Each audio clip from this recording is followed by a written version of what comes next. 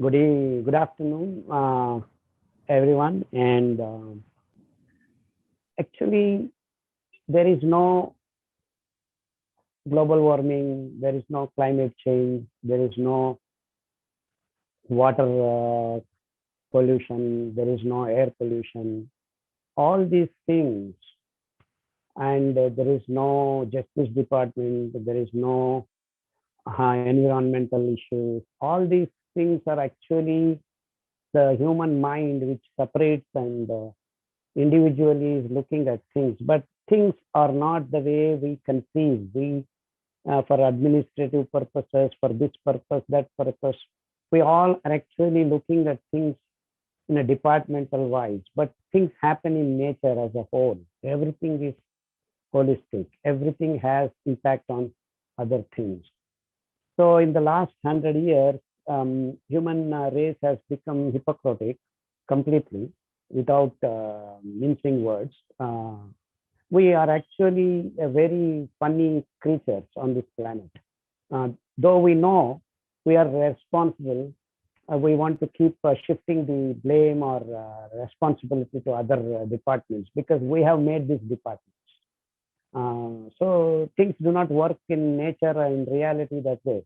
Everything is connected. For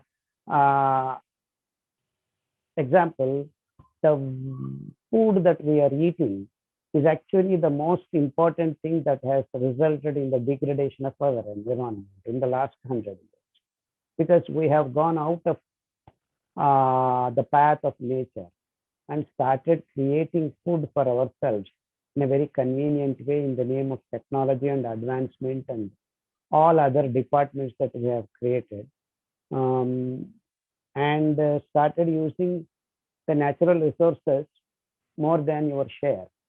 And we have forgotten about all other living things on this planet. We have started destroying the forest, changing the rivers, putting the dams on the rivers, and anything that we can do, we have done. And then now we sit here, COP26, this 26, all kinds of names we talk, and then say, oh, climate is changing because now we are being burned in the last 10, 15 years. Things are happening, which we are not able to manage. Now, all at a sudden, this Western thought process started looking at climate change. So all these years, only last 10 years, these people are talking about. Till then, oh, climate change is not happening, not happening, they were saying. And we are all saying, yes, yes. Now, all at a sudden, they are saying climate change is happening, climate change. We are, yeah. This is something very funny. It's been happening all along, 100 years, 200 years. The more artificial we become, the more natural resources are being completely consumed. Do we need to consume this much water? Do we need to consume this much soil? Do we need to consume this much power? Do we need to consume this much energy? All these questions should have been asked long ago before we embarked on this so-called uh, what do you call progress or scientific advancements or all these things, without having any check on the quality of our action. We have been continuously in the last 50 to 80 years been embarking on the so-called uh, scientific, progressive, advanced, modern path of lifestyle, which actually has been the sole cause of our disintegration. So the food that we are eating has not only spoiled our health, but spoiled the integrated approach of cyclic nature of Mother Earth. We have dented in the cycles of nature, be it water cycle, be it carbon cycle, be it nitrogen cycle, be it the magnetic waves. That cycle also we have now started breaking up. So all these things we are doing very happily, and then have meeting after meeting on climate change and global warming. So unless we start worrying about what we are eating, see now just to produce 1 kilo of sugar, you consume 28,000 liters of potable water anywhere on this planet you want to live. The same way, you want to consume 1 kilo of wheat, you consume 10,000 liters of potable water. Huh? This water doesn't come simply like that. It has to happen. It has to get into the ocean, get out due to the sun, and then become vapor and then clouds, and then come back and pour its water in the natural, real, regular place where you can grow. And lot of requirements for the soil enrichment, and a lot of nutrients are required to produce 1 kilo of sugar. So for the whole process, of course, I'm telling you in a brief manner because it takes a lot of time to explain more details of natural processes. And in between, the soil fertility is getting spoiled because we have become monoculture. 16% of our agricultural soil is now used for sugarcane growth. And sugarcane growing is only basically two things. One is for liquor, another is for sugar. Do we really need liquor and sugar for human consumption? Both are dangerous things. Both are, one is direct poison, liquor, another is slow poison. Because of 1 milligram of sugar in your body can create your immune system to go to haywire. So we are consuming millions of tons of sugar. America has actually lost its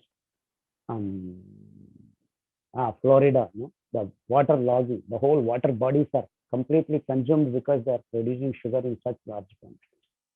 And the Karnataka produces 4 lakh tons, I believe, and Maharashtra produces 6 lakh tons of sugar. And the whole India, totally, I think 42 lakh tons of sugar is being produced. We don't need a single milligram, but then we have dammed our rivers, be it Ganga, be it Yamuna, be it Kaveri, be it whatever rivers that were flowing, we keep them, dam in them, and then collect the water, make the things, spoil the environment, and produce what? Rice, wheat, and sugar. And then eat these things, and we have produced completely 50% of people are now diabetic on this planet. 50% of people are BP patients. 35% people are thyroid patients. Everyone, all across the globe, all across the classified people, like whether it is judges, doctors, workers, laborers, you name it, everyone has got these percentages almost very same, including spiritual leaders. These Swamijis, this or that, because everyone on this planet right now are eating the same food without any exception. Very few people here and there. So all are eating rice, wheat, sugar, milk, and meat. Nothing else. Nothing else. All these 5 things require natural resources in huge manner.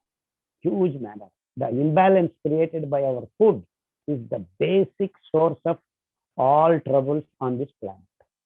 But no one wants to talk about food being the major cause of the COP26. They never talk about food. They are not talking about meat. They are not talking about sugar. They are not talking about wheat. All these materials being produced in such large quantities in the centralized fashion, industrial food culture, is the sole source of climate change and global warming and whatever. It's not just climate change alone.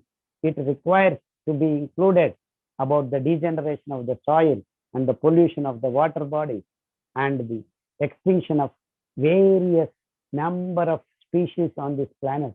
All these things are put together, have to be discussed and talked and planned.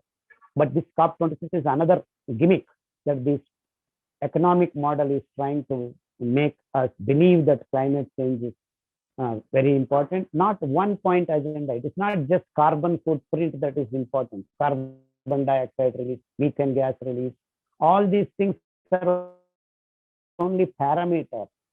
But the holistically, who are doing this? It is the human beings in the last 50 years eating the way they are eating. And unless you address that point, both the human health as well as the health and the existence of other living things on this planet is completely connected to the food that we are producing, the way we are producing, the way we are eating, the way we are processing, and all the other industries are all connected to this. And we have deviated from the real needs to the so-called extra acquired needs like sugar, like liquor, like drugs, like all these things are actually part of this whole business. And unless we come out of this business model, our focus has to shift to the ecological parameters. Ecological parameters, I mean the wealth of the river. In fact, I was very happy to see our judge mentioning that river has to be given as an identity as an individual, and that river also has its own rights. I mean, I would be the first man to celebrate if and when that happens, because it is a living thing. The river hosts millions of living things on this planet, and we have been completely destroying for our monocultural food habits, be it sugarcane, be it rice, be it wheat. And now we are circumventing one step, going in the name of proteins and other things, trying to make meat in large quantities, that is producing pigs, cows, chicken, in humongous quantities, and consuming the natural resources in much faster way and leaving nothing to the future. The soil is disintegrated, the waters are polluted, the water bodies are not existing. All these things have been the result of the way we have been eating on this planet in the last 50 years. So it is the food that has to change. It is the inner thought process of the human race that has to change. So human race as a group cannot do this because we are all entangled in the business model, So now comes the concept of spirituality and the integration of spirituality into the health of the people, into the health of the planet, into the health of the whole globe as a whole. So what can spirituality do? Each and every individual has to travel inward and start correcting himself. Do I need to eat this much? Do I need this much? And the spirituality of the first rule of spirituality is enough. Say enough for me. Leave things for others. Say enough for me. So unless the human unit, each and every unit of the human race starts accepting the fundamental principle of enough, let me share with others. This is the first step of spirituality. Enough for me. Enough for me. But the way we have been living all along these 40, 50 years, driven by the engine of Western thought process, nothing is enough. Whatever you do is not. Personal greed has taken over in the form of economic model, and everyone wants to accumulate money, power, whatever you call it. It's all entangled in this, and ultimately it is leading to the destruction of the planet and its resources and nature. And a country which does puja to nature, and we consider snake as God, rat as God, elephant as God, monkey as God, what does that indicate?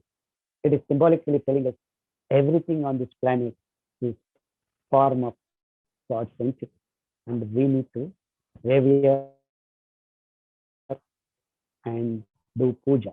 That means we have to live the most sustainable, the most minimalistic pathway, and that has been the guideline for Sanatana Dharma.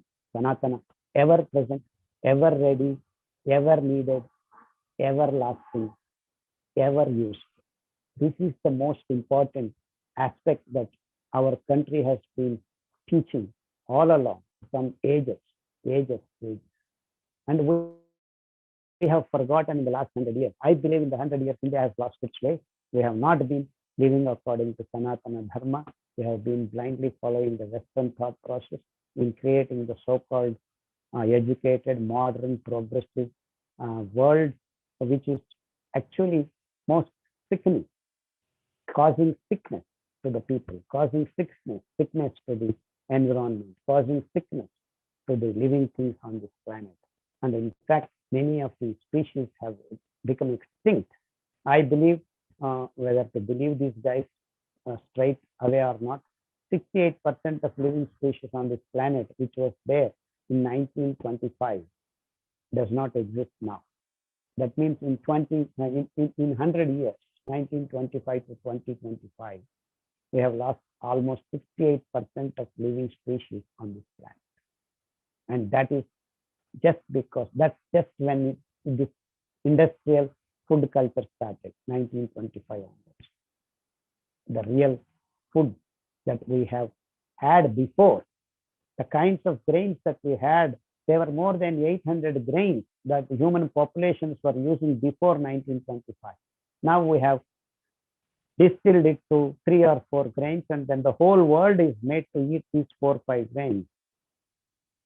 And that is the direction we have taken in the last 100 years. And that is the sole reason for this disastrous conditions that exist today. And sadly, human race has been hypocritical.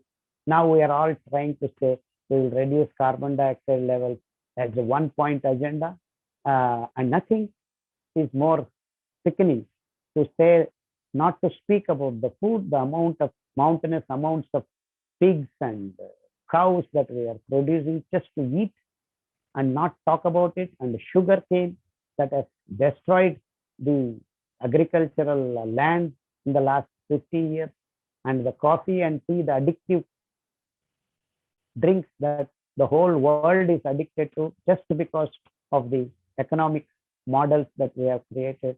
Caffeine addiction is so rampant that people are actually having half their diseases connected to the caffeine connection.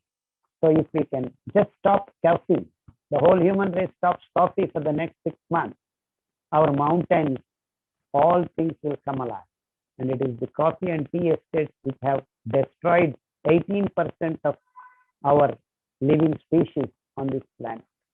So does anyone speak about stopping coffee and tea? Because it is the destructive tool in the last 50 years that humans have unleashed on the other living things on this planet. So do we not require to speak about that? We should, in its true sense.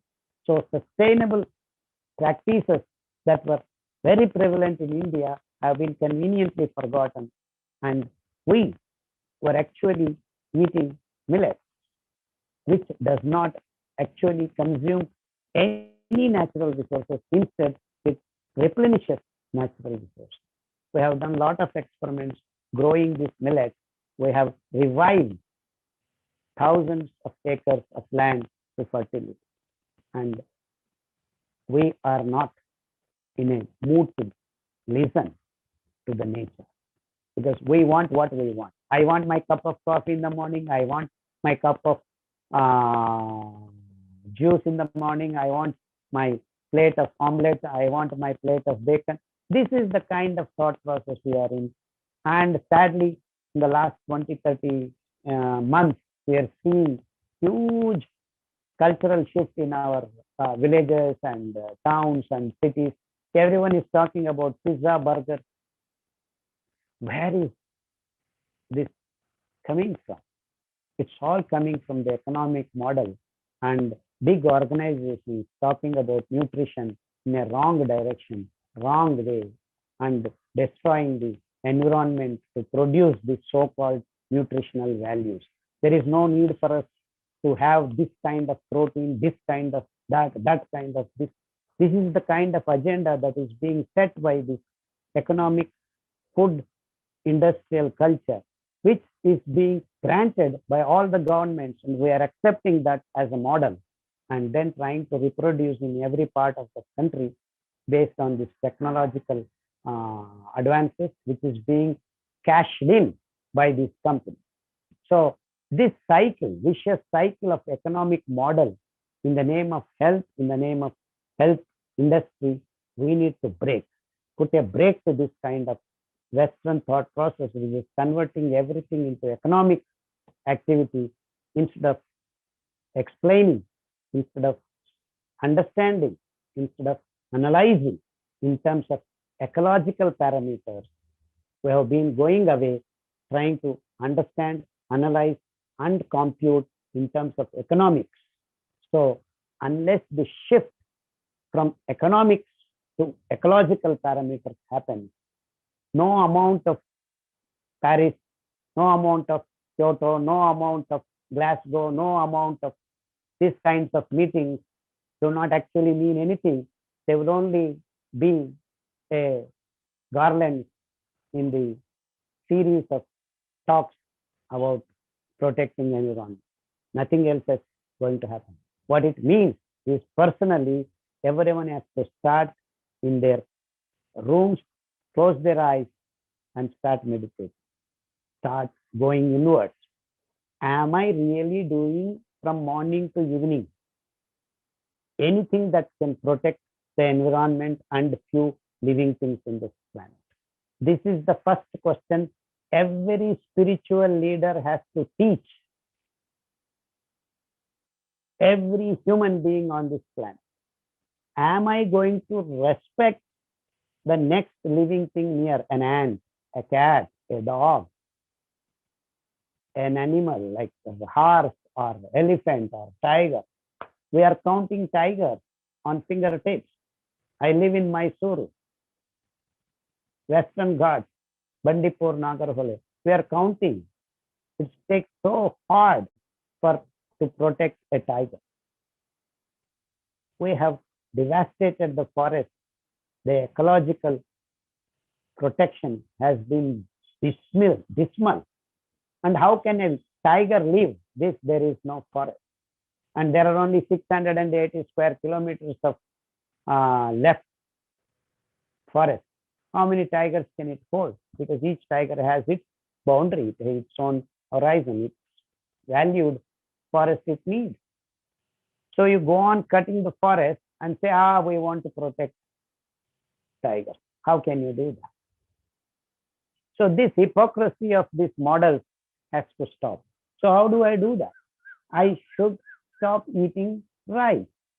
To produce 1 kilo rice, 8,000 liters of water. To produce that 8,000 liters of water, you need dams. You need to stop the river and collect that water and then pump it to the so-called agricultural and using a lot more energy. So each and every individual stops eating rice. Then your protection of tigers takes place. Then your protection of deer takes place. Then your protection of snakes takes place. All these animals, all these individual living things have their role to play in protecting the guarding the environment. And we have devastated the honeybees. There are no honeybees left. There are only 3% honeybees left on this planet compared to 1925. So how do you expect agriculture to progress in the future? Nothing is going to happen. There are no birds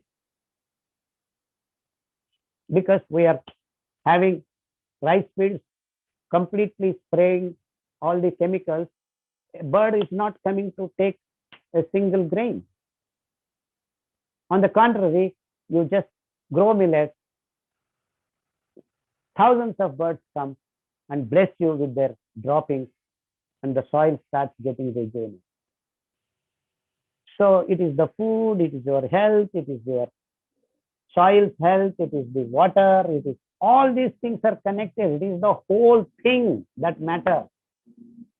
So I will do this and let the environment be protected. This is not a Hollywood movie or Bollywood movie. It just happens. Nothing is going to happen. There is no gimmicks a computer can do on this planet. You have to do it. Each and every individual drop of water has to be saved to make it, to keep it for the next generation, next living thing on this planet. So each individual, if you actually calculate, we are consuming, each person is consuming an average liters of water that are actually required for 18 people. 18 people's water. Now in India, I'm talking about Indian civilization. Right now, each and every city average 18 people's water, one person is consuming average, which is not at all required. And if you take the calculations to this world and Western countries, American, an American consumes 1,800 people's energy. So, in the name of progress and economy, everyone wants to come to that level. Then imagine the devastation that each and every individual is causing on this planet. The source, the resource is only one planet. So, what is the lesson here? It is the conserving culture. And then we are now talking about electric vehicles, no carbon dioxide emissions. This technology difference and technology change does not help nature. Electric vehicles, we may say on the surface of it, oh, does not give you carbon dioxide. But then to produce electric vehicles, to produce electricity, you are doing something else somewhere else. So don't think this going on changing technologies, call them green technology. Green technology, there is only one on this planet, that is growing plants. There is nothing else can be called green technology. You grow plants, it is green technology. Give them the space of their value. A people tree needs that much space. Give them the space, then they will do the rest. Now, I'm very sad to say I'm in Bangalore. Now, one of the proposals is in the Majestic because it's so polluted. They want to bring a carbon dioxide machine and keep. Huh? Can you believe this? Carbon dioxide machine. What best machine can be there other than a plant to absorb carbon dioxide? So, no one is talking about growing people trees or tamarind trees on the roads. Let's cut the roads. Let's not have some roads. Let's not have some buildings. Let's have some plants. So it is the conservation of our efforts in terms of thought process as well as the nature. That is the only green technology. There is no other green technology. People are being brainwashed saying that electric vehicles are green and solar panels are green and then wind power is green. All this talk about technology changing and transferring does not result in any global or climate change pattern. So the best and the only option we have is conserving the energy, conserving the nature. And that has been our spiritual path. Just live as if you do not exist.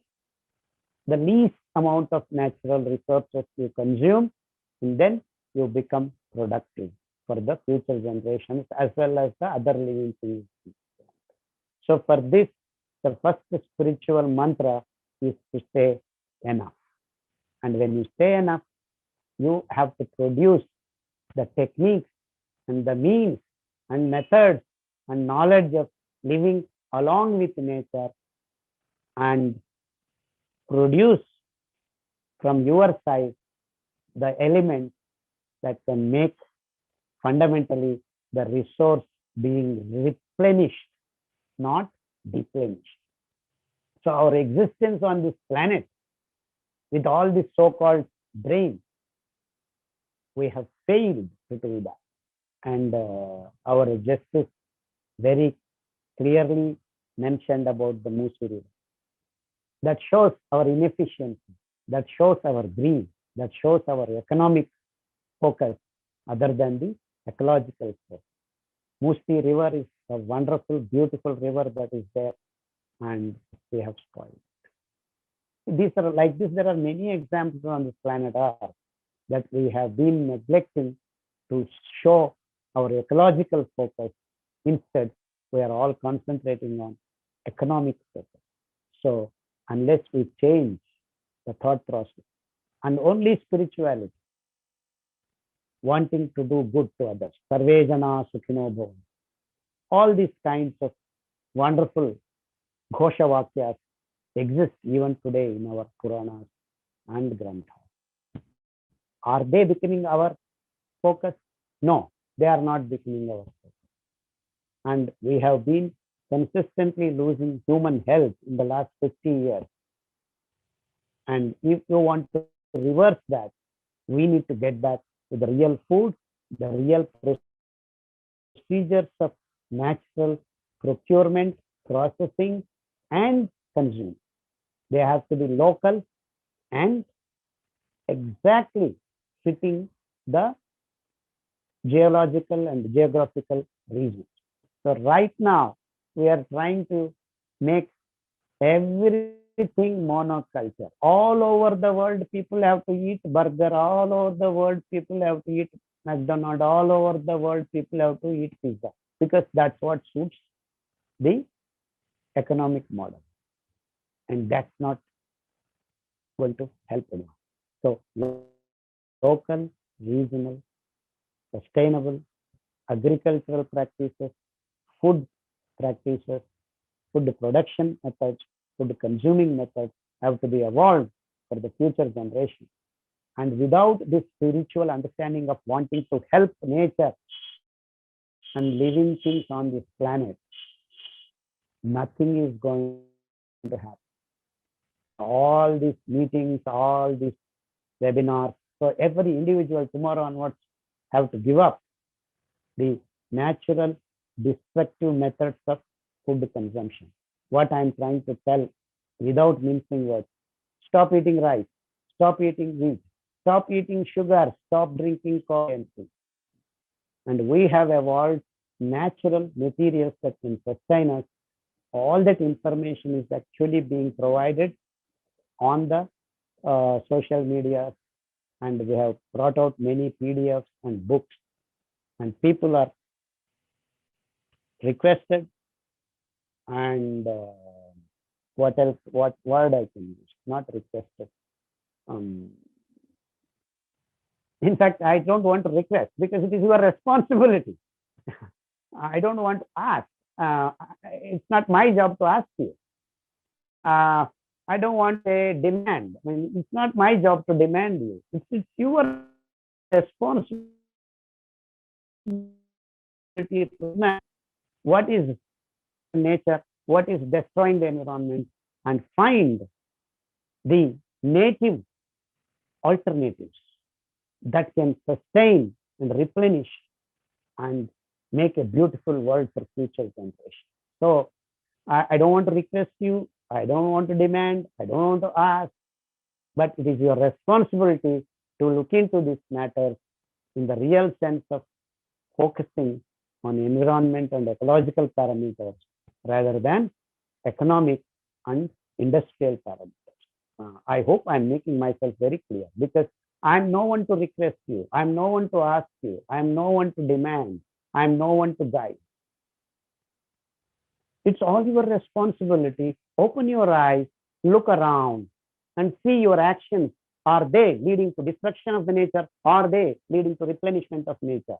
And this kind of awareness will come when you sit in a room, close your eyes, and start meditating. It's not for your good. It is for the good of the whole planet, holistically. You cannot be alone good, even if you have reached the so-called moksha, so-called nirvana, so-called whatever, Vaikuntha, when the planet is suffering.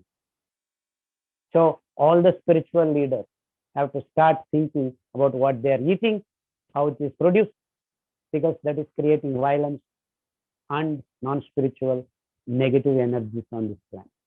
So what you eat matters, how you eat matters, how much you eat matters, how are you producing it matters, are we spoiling the earth, that matters. So all these parameters have to be sincerely, without being hypocritic, analyzed and start changing your world. So I have come to the conclusion in the last 30, 40 years that change your food, that changes life. So the food that we are eating in the name of food is not food, it is being slowly poisonous to your health as well as to the planet. Thank you very much for giving me this opportunity, all the organizations and Nishant Reddy especially. I hope we have all set our agendas clearly in the personal level, in the spiritual level, in your health parameters, and ultimately collectively leading to a wonderful change for the future generation. So it is the food that matters, it is the way you behave that matters, it is the way you think matters. So let's now become spiritual in each and every individual personal life that ultimately collectively will reflect in the policy making, in the change of real planetary parameters. Unless this happens, we are not going to achieve by COP26 or climate change. Of course, these are all good things. At least people are talking about this. But fundamentally, we need to reach spiritual attainment to be part of nature. And that is the only thing that matters. If you want to be part of nature, you got to protect nature. And if you protect nature, nature protects you. As simple as Vriksho Rakshitaha Rakshitaha. Namma Dharma, that is our, not even, it is, there is no word in English for dharma. It is not responsible, it is dharma. It is your dharma that you protect nature, nature protects. So actually, that is the word I was looking for. It is your dharma. Do your dharma, everything will fall in place. And that is the spirituality, that is the food, that is the health, that is the nature, that is the dharma. So thank you very much. I appreciate you all trying to do things differently, parallelly.